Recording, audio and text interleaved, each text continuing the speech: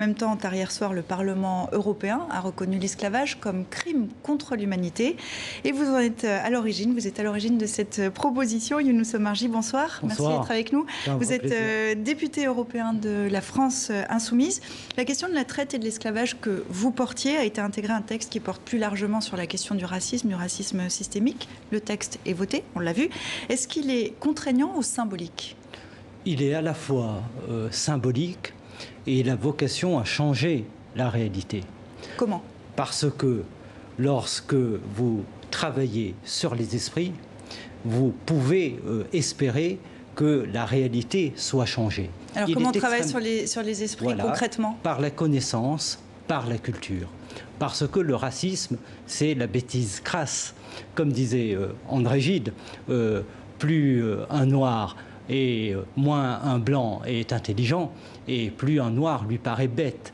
Bon. Et donc, il s'agit de faire comprendre en quoi vous avez tout un univers mental qui conduit à du racisme aussi systémique, structurel. Vous voyez que le terme est utilisé dans les institutions internationales, il est utilisé au Parlement européen, et pourtant il est tabou en France. Mais qu'est-ce que ça va changer justement concrètement en France, en Belgique, en Allemagne ? Vous savez, on posait la même question à Christiane Taubira en 2001.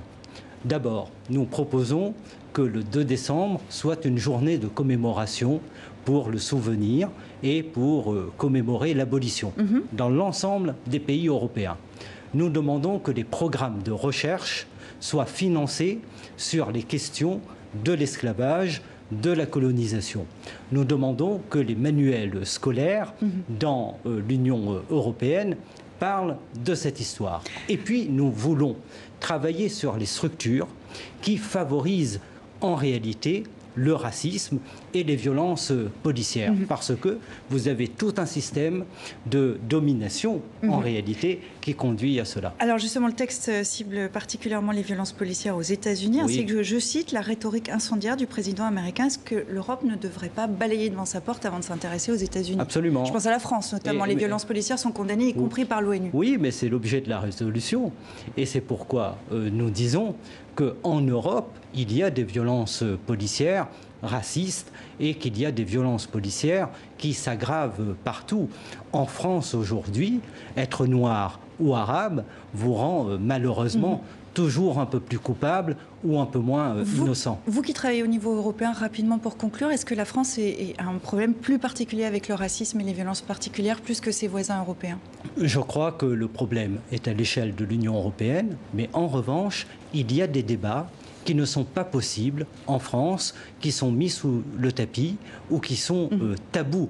On parle partout en Europe du racisme structurel, on parle de manière assez libre de la question, par exemple, des statuts, mais en France, le président de la République a indiqué que toutes celles et tous ceux qui posent ces débats sont des séparatistes. Il a renvoyé tous les militants antiracistes au séparatisme, et je crois que ce n'est pas très bien. Et ce texte, vous l'espérez, va peut-être faire bouger les lignes. Younous Omarjee, merci beaucoup d'être venu nous voir sur TV5 Monde.